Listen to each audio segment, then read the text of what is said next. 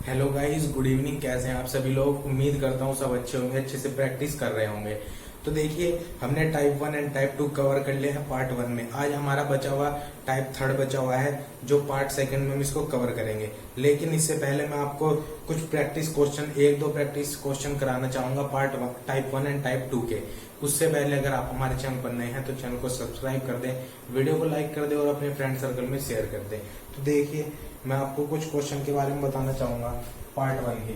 जैसे कि हमने पार्ट 1 और टाइप 1 और टाइप 2 पढ़ा है, तो उसी में आप क्वेश्चन देख लीजिए कि अगर अंग्रेजी वर्णमाला में दाएं से सातवां अक्षर क्या है।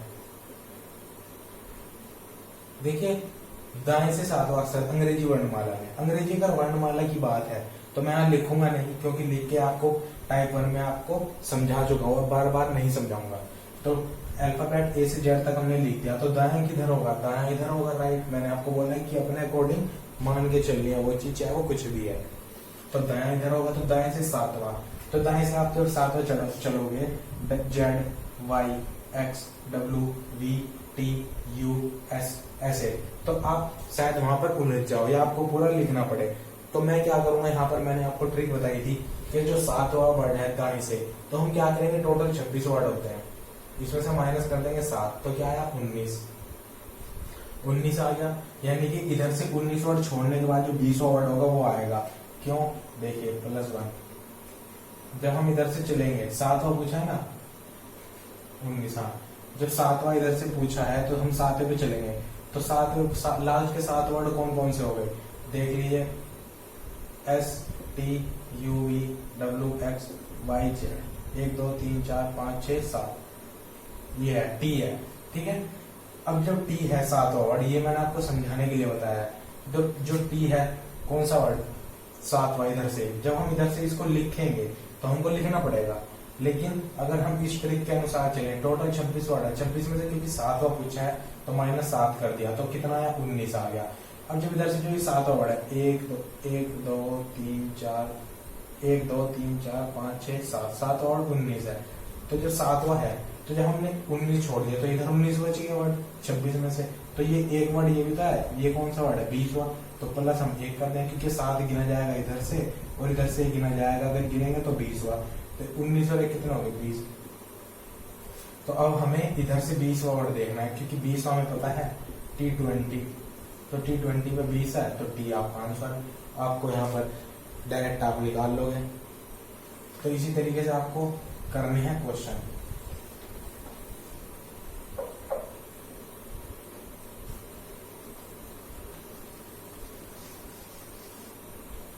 चलिए नेक्स्ट क्वेश्चन पर चलते हैं।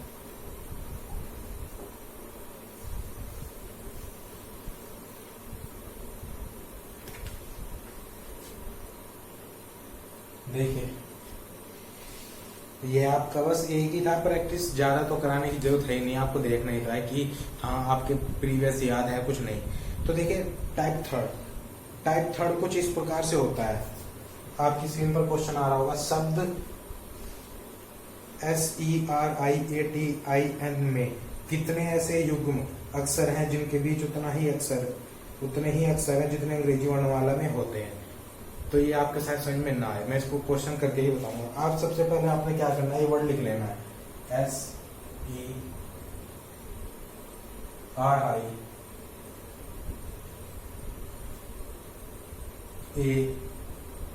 SERIATIN। तो देखिए, इनका रोल क्या है, ये कैसे सोल्व होंगे, इसके लिए मैं आपको एक एग्जांपल बताना चाहूंगा। ABCDCF और ACDFE।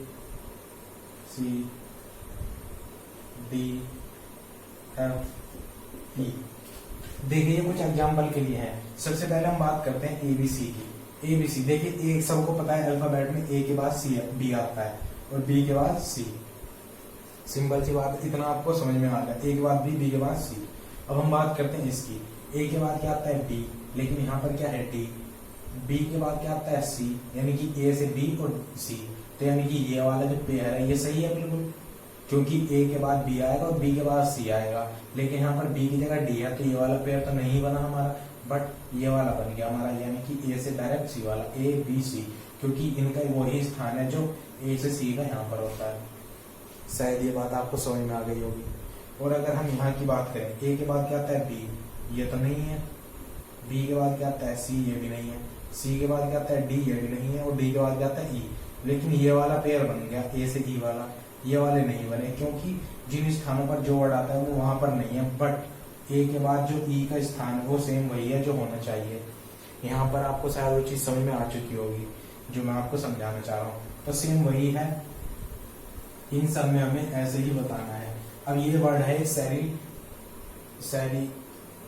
सेरिटियन, ठीक है, सेरिटन। तो यहाँ पर आपको वही बताना है कि कितने ऐसे पेयर बन सकते हैं जिनके बीच उतना ही अंतर है जितना अंग्रेजी के अल्फाबेट में होता है। तो उसको कैसे फाइंड करेंगे हम, क्योंकि यहाँ पर हमारे पास ए बी सी नहीं है, ये हमारे पास एस दे रखा है। हम यहाँ से चलेंगे देखते हुए जो एस के बाद जो वर्ड आते हैं वो यहाँ पर बन रहे हैं या नहीं। सबसे पहले हमने एस पेयर लिया, एस से हम देखेंगे, एस के बाद टी आता है, टी है, टी नहीं है, यू आता है, फिर ये भी नहीं है, फिर वी आता है, वी भी नहीं है, डब्ल्यू आता है, डब्ल्यू भी नहीं है, एक्स आता है, एक्स भी नहीं है, वाई आता है, वाई भी नहीं है, जेड आता है, जेड। यानी कि एस के बाद जितने वर्ड आते हैं ऐसा कोई सा भी नहीं है जो इसमें अल्फाबेट में आता हो, बट ठीक है। अब ये वाला कहानी खत्म हमारी। अब हम एस को छोड़ देंगे, अब हम ई को लेंगे। अब हम ई से देखते चलेंगे कि ऐसे कौन से वर्ड है जो ई के बाद वहीं आ रहे हैं उसी स्थान पर जहां पर ई के बाद कुछ वर्ड आते हैं। ई के बाद क्या आता है, एफ नहीं है, जी ये भी नहीं है, एच नहीं है, आई नहीं है, जे के, यानी कि ई के बाद जो भी वर्ड आते हैं वो भी इसमें नहीं है, तो यानी कि ये वाला भी खेल खत्म। अब हम आर को लेंगे, आर के बाद जितने वर्ड आते हैं वो चेक करेंगे। आर के बाद एस आता है, एस भी नहीं है, टी आता है, टी भी नहीं, यू वी डब्ल्यू, यानी कि एस के बाद की, आर के बाद की भी नहीं है। अब आई लेंगे हम, आई के बाद जे के एल एम, ये भी नहीं है, तो यानी कि ये भी नहीं है। अब आता है ए के बाद बी नहीं, सी डी कुछ भी नहीं। अब टी लेंगे, टी से चलते हैं, टी के बाद यू वी ये भी नहीं है। अब हम आई लेंगे, आई के बाद जे, ये तो है ही नहीं क्योंकि आई के बाद जे आता है और यहाँ पर है एन। अब यानी कि हम इधर से जब चले तो हमें कोई भी ऐसा वर्ड नहीं मिला जो अंग्रेजी के अल्फाबेट की तरह सेम उसी पोजीशन पर हो जैसे अंग्रेजी वर्णमाला मैंने आपको समझाया, ए के बाद बी, बी के बाद सी या ए के बाद डायरेक्ट सी। अब हमें इधर से जाने पर नहीं मिले, अब हम उल्टे चलेंगे, उल्टे चेक करेंगे, यानी कि बैकवर्ड चलेंगे ऐसे। अब हम एन को लेंगे, एन के बाद O P Q R S T U, यानी कि जो एन के बाद बनते हैं इसमें भी उल्टे में नहीं बने वो, तो हम इसको हटा देंगे।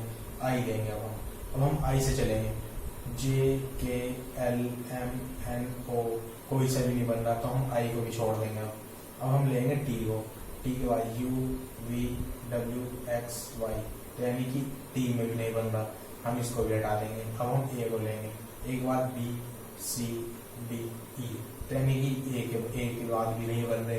अब हम आई को लेंगे, जे के एल, आई के बाद भी नहीं बन रहे, इसको भी हटा देंगे। आर, आर के बाद एस आता है जो नहीं है, फिर टी आता है, ये भी नहीं है। और ई के बाद एफ आता है जो नहीं है, यानी कि हम जब फॉरवर्ड चले, फॉरवर्ड, तो हमें एक भी पैर नहीं मिला, नो पेयर। जब हम बैकवर्ड चले तो भी हमें कोई पेयर नहीं मिला, तो इसका मतलब है हमारे पास पेयर नहीं है कोई भी। तो इसमें आपका ऑप्शन की अगर मैं बात करूं, एक भी नहीं, 1 2 4 या 3 से अधिक, तो इसमें हमारा ऑप्शन क्या है, ऑप्शन नंबर 1 एक भी नहीं, क्योंकि हमारे पास कोई पेयर नहीं बना, तो एक भी नहीं। ठीक है, अब नेक्स्ट क्वेश्चन आप देखिए, क्योंकि यहाँ तो पेयर नहीं बने, शायद वहां बन जाए।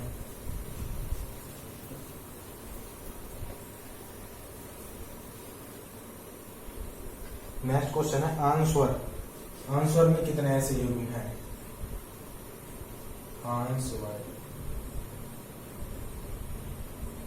सेम वही पैटर्न हमें फॉलो करना है, तो हम सबसे पहले क्या लेंगे, ए को, ए के बाद बी, फिर सी, फिर डी, फिर ई। अब देखिए यहाँ पर ए के बाद अगर मैं देखो तो ई का पेयर बन रहा है, यानी कि ए ई एक पेयर बन गया। क्यों?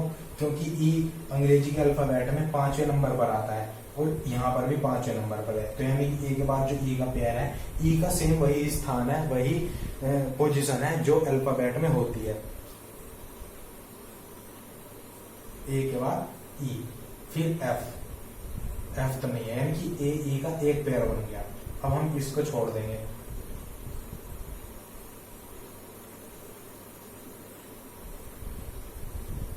अब हम पेयर लेंगे एन। अब हम एन को लेंगे, एन के बाद ओ पी क्यू आर, तो एन के बाद आर बन गया, एन आर एक पेयर। क्यों? क्योंकि आर वहीं पर ही है एन के बाद जहां पर अल्फाबेट में होता है। आर 18वें नंबर पर होता है, एम एन 14वें पर होता है, तो 14 के बाद 18 इसकी पोजीशन सेम वही है। एम के बाद देखिए एन आता है, एन के बाद ओ पी क्यू आर, यानी कि एन से आर का एक पेयर बन गया जो हमारा अल्फाबेट में होता है। अब हम इसको छोड़ देंगे, अब हम एस को लेंगे। एस को हमने लिया, टी यू वी, तो एस का कोई पेयर नहीं बना। अब डब्ल्यू लेंगे, एक्स वाई, इसका भी कोई पेयर बना। ई लेंगे, ई के बाद एफ आता है, तो ये भी पेयर नहीं बना। यानी कि जब हम ऐसे चले फॉरवर्ड डायरेक्शन में, मैं यहां लिख देता हूं फॉरवर्ड पेयर। फॉरवर्ड में कितने पेयर बने? फॉरवर्ड में बने 2 पेयर, यानी कि एक और एक 2 पेयर। अब हम चलेंगे क्या? बैकवर्ड।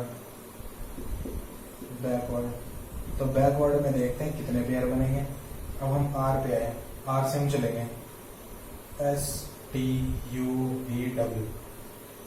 जब हम आर से आए तो कोई पेयर नहीं बना। अब हम ई लेंगे, ई के बाद एफ जी एच आई, ये भी नहीं बना। डब्ल्यू लेंगे हम, एक्स वाई जेड, डब्ल्यू के बाद भी कोई पेयर नहीं बना। अब हम एस लेंगे, पी यू नहीं बना, एन के बाद ओ, ये भी नहीं, यानी कि हमें बैकवर्ड में 0 मिले। तो अब हमारे टोटल कितने पेयर हो गए? अगर हम टोटल पेयर की बात करें, टोटल पेयर 2 + 0 = 2, यानी कि हमारे टोटल 2 पेयर बने हमारे पास। ठीक है, टोटल 2 पेयर का मतलब ऑप्शन नंबर सेकंड आपका आंसर है, टोटल 2 पेयर। ठीक है, 2 पेयर। ऐसे ही आपको इसमें क्वेश्चन सोल्व करने हैं। यही है आपके अल्फाबेट का टाइप 3। इसमें आपको पेयर ढूंढने होते हैं, सबसे आसान होते हैं। इनको तो कोई छोटा बच्चा भी कर देगा अगर उसको बताया जाए कि भाई इसमें तेरे को ये चीज ढूंढनी है। इसलिए मैंने आपको एग्जाम्पल पहले समझाया था कि कैसे इसमें आपको सोल्व करने हैं। अब नेक्स्ट क्वेश्चन है कॉम्प्लेक्स। कॉम्प्लेक्स में कितने युग्म है? कॉम्प्लेक्स में कितने युग्म है? देखिए, जब कॉम्प्लेक्स की बात होगी, अब हम यहाँ पर लिख लेते हैं फॉरवर्ड। सबसे पहले जरूरी नहीं है आप पहले फॉरवर्ड में ही देखो, आप बैकवर्ड में भी देख सकते हो, आप पर डिपेंड करता है, क्योंकि दोनों तरफ से ही देखने पड़ते हैं। अब हम चलेंगे सबसे पहले C, D E F G H I, यानी कि सी के बाद कोई भी पेयर ऐसा है नहीं। ओ के बाद P Q R S T, यानी कि ओ के बाद भी कोई पेयर नहीं। अब हम एन लेंगे, एम के बाद एन ओ पी क्यू, कोई पेयर नहीं। अब हम पी लेंगे, क्यू आर एस, ये भी कोई पेयर नहीं। एल के बाद एम एन, नहीं कोई पेयर। ई के बाद एफ, है ही नहीं कोई पेयर, यानी कि फॉरवर्ड में 0 पेयर। अब हम चलेंगे बैकवर्ड। बैकवर्ड में X Y Z A B C D, कोई भी पेयर नहीं। अगर देखिए यहाँ पर आपके पेयर खत्म हो गए, अब आप बोलोगे कि जेड से अगर ऊपर आ गए तो क्या करेंगे? कोई फिक्र नहीं करनी, एक्स और Y Z A B C D आपको शुरू से लेके चल देने हैं। फिर एक्स का नाम खत्म, अब ई का लेंगे, ई के बाद एफ जी एच आई जे, ई के बाद भी कोई पेयर नहीं। अब हम लेंगे एल एम एन ओ। अब देखिए ये एल ओ का एक पेयर बन गया, बैकवर्ड में एल ओ का एक pair, L M N O, L O. ठीक है, अब हम एल का काम खत्म, अब हम पी लेंगे, क्यू आर एस, पी का भी कोई रोल नहीं। एम के बाद एन ओ, ये भी नहीं। ओ के बाद पी आता है, तो यहाँ पर भी नहीं, यानी कि हमें एल ओ का एक पेयर मिला। तो टोटल कितने पेयर हो गए हमारे? Total pair is equal to एक पेयर है टोटल, वो भी कौन सा? एल ओ का। एग्जाम में आपको ये नहीं पूछेगा कि कौन सा पेयर है, मतलब किस लिए एल ओ, यहाँ पर एल ओ है तो आपको वो नहीं लिखना, आपको बताना है टोटल कितने पेयर है, बस एक पेयर है। तो ऑप्शन नंबर आपका है एक, सेकेंड एक, ठीक है, एक pair, option number 2। Next question, अगर आप प्रैक्टिस करेंगे तो ये आपके बहुत ही आसान है, इनसे आसान कुछ नहीं है। रीजनिंग तो एक बार पढ़ने की, उसके बाद छोड़ देना चाहिए। प्रिजन, PRISON, प्रिजन, प्रिजन में ऐसे कितने युग्म है? देखिए, फॉरवर्ड पेयर, शॉर्ट में लिख देता हूँ फॉरवर्ड पेयर, PRQRS, तो PS का एक पेयर बन गया, ठीक है, PS का एक पेयर, ठीक है, PQRSTU, तो एक ही पेयर बचा बस। अब हम लेंगे R के बाद STUV, तो यानी कि इसका कोई पेयर नहीं बना। I लेंगे, अब I के बाद JKL, R का भी कोई पेयर नहीं बना। अब लेंगे हम STU, कोई पेयर नहीं। OP, तो यानी कि O का भी नहीं। फॉरवर्ड में हमारा एक पेयर बना। अब हम बैक पेयर में चलेंगे, बैक पेयर, MNO, तो यानी कि एक बन गया NO का, PQR, NR का भी एक पेयर बन गया, S और नहीं, बस N के दो पेयर बने, N से एक NO एक NR, क्योंकि सेम वही है OPQR जो अल्फाबेट में होते हैं। अब हम N को छोड़ देंगे, O को लेंगे, OPQR, यानी कि एक OR का भी बन गया, OPQR S, तो OR का एक पेयर बन गया। अब हम S लेंगे, S के बाद TUV, कोई नहीं। I के बाद JK, इसका भी कोई पेयर नहीं। अब हम R लेंगे, R के बाद S आता है तो S का भी कोई पेयर नहीं, यानी कि हमें बैकवर्ड में 3 पेयर बने और फॉरवर्ड में 1, तो टोटल कितने पेयर हो गए? Total pair is equal to 3 + 1 is equal to 4, यानी कि टोटल 4 पेयर बने। ऑप्शन नंबर 4, यानी कि ऑप्शन नंबर 3 आपका 4 पेयर, ठीक है, 4 पेयर, ऑप्शन नंबर 3 पेयर 4। ऐसे ही आपको क्वेश्चन सोल्व करते रहना है। यही आपका क्लासिफिकेशन, यही आपका एनालॉजी, यही आपका कोडिंग डिकोडिंग एंड यही आपका अल्फाबेट, चारों सेम पार्ट है। अब एक क्वेश्चन आपका होमवर्क, अब ये मत बोलना कि हम बच्चे नहीं हैं, लेकिन अगर आप क्वेश्चन करोगे तो जब भी तो माना जाएगा कि हाँ भाई क्वेश्चन आपने कुछ किए हैं। होमवर्क, होमवर्क में है मेंटर, MENTOR, इसमें कितने वर्ड हैं, युग्म है, ये आपको बताना है।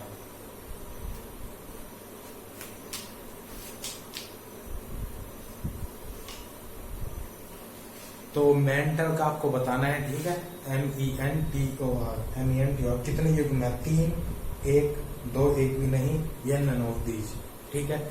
आई होप कि आपको वीडियो पसंद आई होगी। वीडियो पसंद आई तो वीडियो को लाइक करना बिल्कुल भी ना भूलें, चैनल को सब्सक्राइब जरूर कर दें ताकि आने वाली वीडियो के बारे में नोटिफिकेशन मिल जाए। ऐसे ही पढ़ते रहें, अच्छे से मेहनत करते रहें, एग्जाम कोई भी क्लियर कर सकते हैं आप बड़े आराम से। बस फोकस रखें अपना पढ़ाई पर। Thank you for watching this video. Thank you friend, thank you very much.